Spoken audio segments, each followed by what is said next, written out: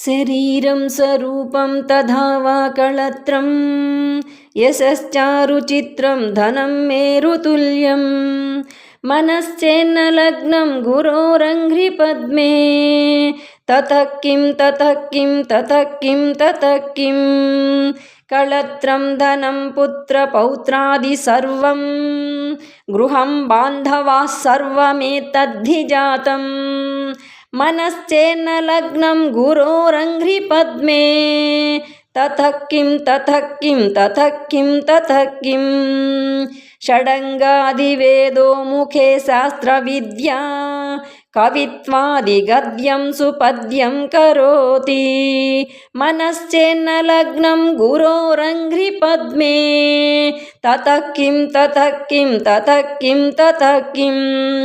विदेशेषु मान्यः स्वदेशेषु धन्यः सदाचारवृत्तेषु मत्तो न चान्यः मनश्चेन्न लग्नं गुरोरङ्घ्रिपद्मे ततः किं ततः किं ततः किं ततः किं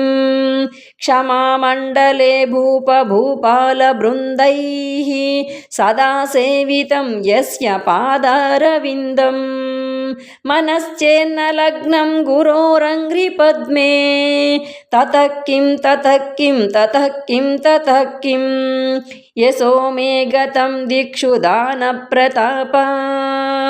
जगद्वस्तु सर्वं करे यत्प्रसादात्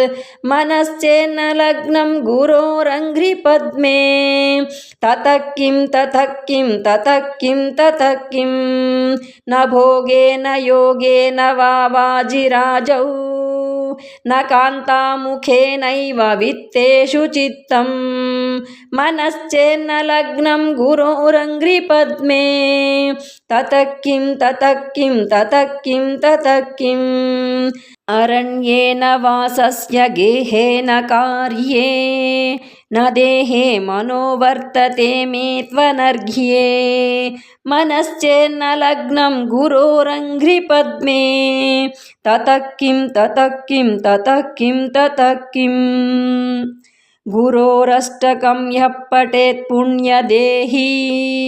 यतिर्भूतपतिर्ब्रह्मचारी च गेही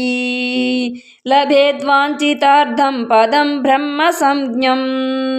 गुरोरुक्तवाक्ये मनो यस्य लग्नम्।